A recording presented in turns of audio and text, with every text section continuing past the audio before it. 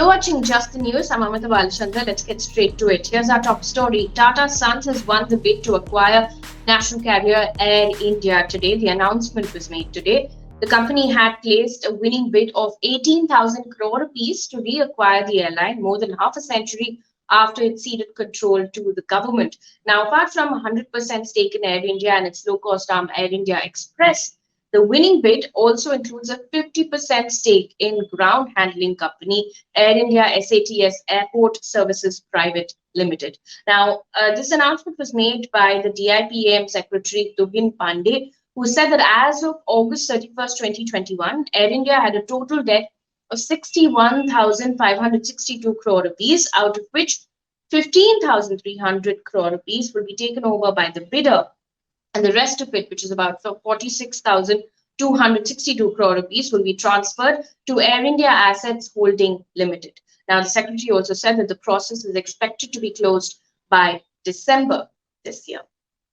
Moving on to updates from Lakhimpur Kheri. Now, in another update, Chief Justice N.V. Ramana questioned the Uttar Pradesh government's handling of the matter. Now, the Chief Justice said, and I quote, "What is the message that you are sending? Even in normal circumstances, will the police not go immediately and arrest the accused?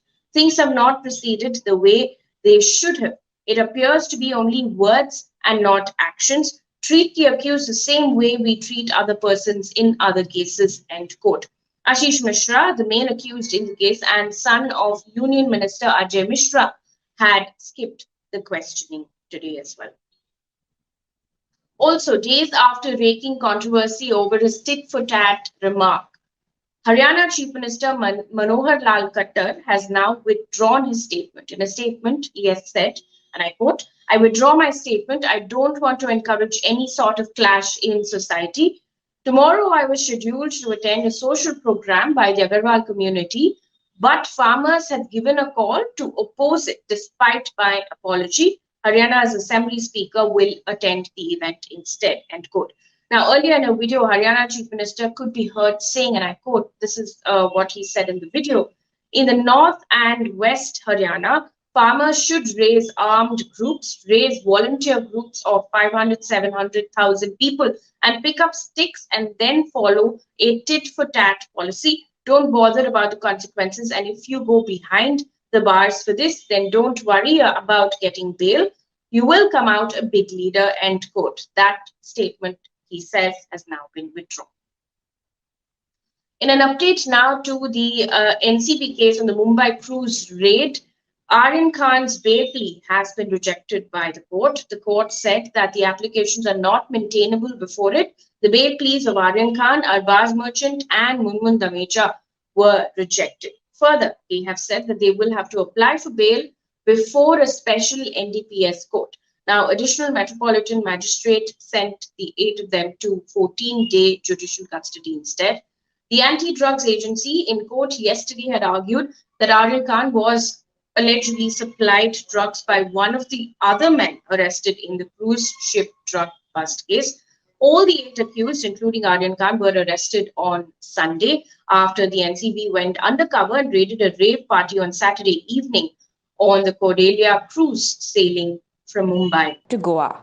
Meanwhile, amid the tussle between the two countries over quarantine rules, now the UK has said that it will begin accepting India's vaccine certificates from the 11th of October. Now, remember, the UK had ruled that people coming in from India, Africa, and South American countries will have to undergo a mandatory 10-day quarantine, even if they are fully vaccinated.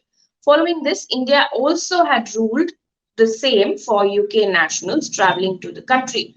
British High Commissioner Alex Ellis has said, and I quote, "From Monday, a traveller from India to the UK double jabbed with Covishield or another vaccine recognized by the UK regulator does not have to quarantine.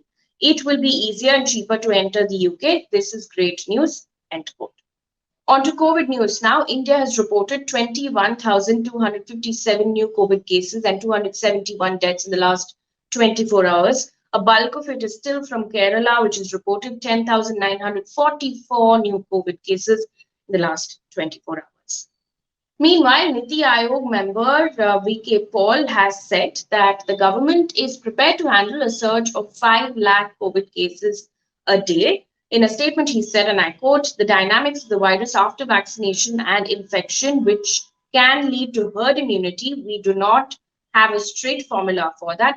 As one can see, despite the administration of vaccines, cases are being reported and we are still learning. The preparation will be of the level to make us safe.